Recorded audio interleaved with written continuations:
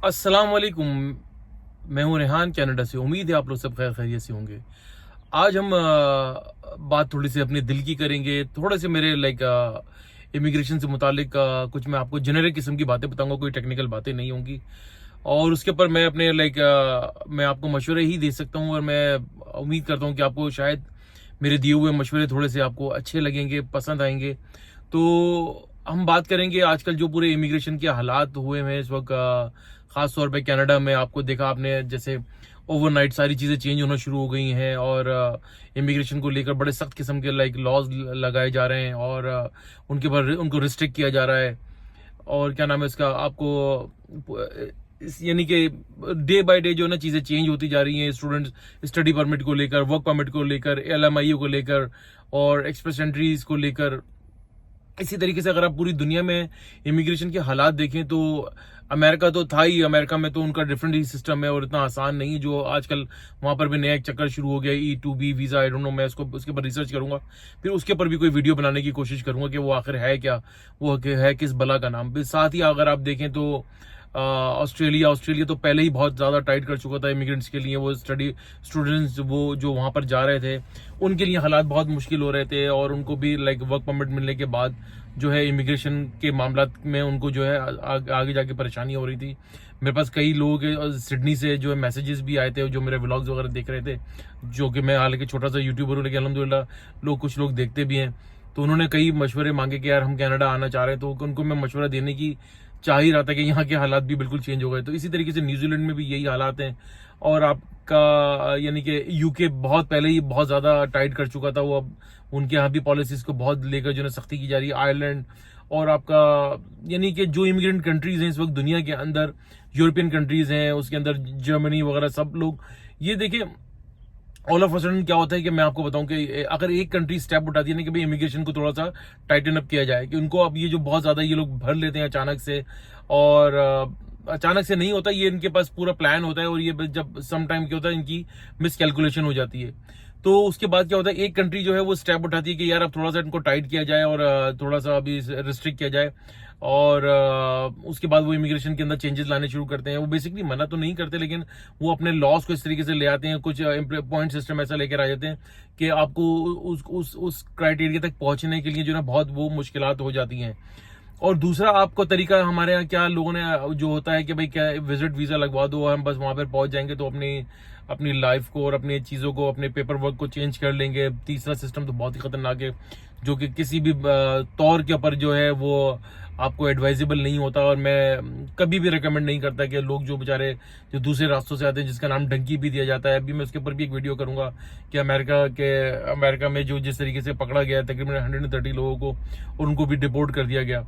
तो कहने का मकसद ये है कि इस वक्त जो इमिग्रेशन के हालात पूरी दुनिया को लेकर, जब एक कंट्री शुरू होती है ना तो उसकी कहते हैं ना कि भीड़ चाल शुरू हो जाती है, इसकी देखा देखी दूसरी कंट्रीज भी आ जाती है। अभी आप अंदाजा करें कि इस वक्त इमिग्रेशन को लेकर पूरी दुनिया में इतना शोर मच गया कि जैसे एक पता नहीं क्या चीज हमने शुरू की थी, अब उसको बंद करना है, किसी तरीके से भी इसको बंद कर दो। अब उसकी देखा देखी अब यानी कि मैं देख रहा हूँ कि यूएई यानी कि यूनाइटेड अरब एमिरेट्स के अंदर भी उन्होंने पाकिस्तानियों के लिए टूरिस्ट वीजे बंद कर दिए काफी दिन से। कई मेरे रिश्तेदार भी हैं, मेरे अपनी फैमिली के लोग हैं जिनको जो टूरिस्ट वीजे उन्होंने अप्लाई करे, और बड़ी मुश्किलों से उनको वीजे मिले। और उनकी कुछ की मीटिंग्स भी थी जो कि बिल्कुल लास्ट मोमेंट के ऊपर कुछ की कैंसिल होने लग गई, और कुछ लोगों को जो भाई बड़ी मुश्किलों से उनको वीजा आया, फिर वो जाकर मुलाकातें करी उन्होंने। अब अंदाजा करें कि जो कि यूएई का तो इमिग्रेशन से कोई ताल्लुक नहीं है, वहां तो आप सारी जिंदगी एक टेम्पररी रेजिडेंट ही रहते हैं, 40 साल गुजार लें या 50 साल गुजार लें, उनकी आपने जिंदगी आपने वहां पर वो ऐसे ही गुजारनी है। उसके बाद या तो आपकी जॉब खत्म हो जाएगी, या आपका बिजनेस जो है आप वाइंड अप कर लोगे, या फिर उनका किसी दिन भी उनकी पॉलिसी चेंज हो जाएगी तो वो कहते हैं भाई वापस जाओ। तो ये नहीं कि यूएई के अंदर भी ये हालात ये हो गए कि वो उन्होंने भी वीजे देने बंद कर दिए।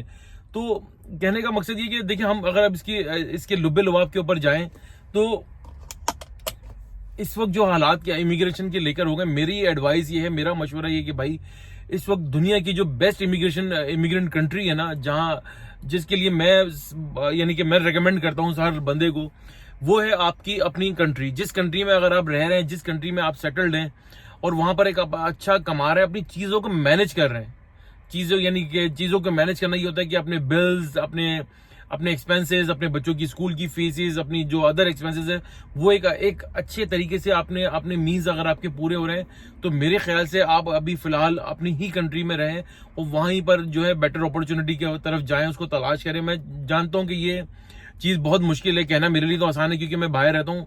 तो मैं आप लोगों को आप बोलेंगे यार ये बंदा बाहर रहता है और ये बाहर रह के हमको इस तरह के मशवरे दे रहा है।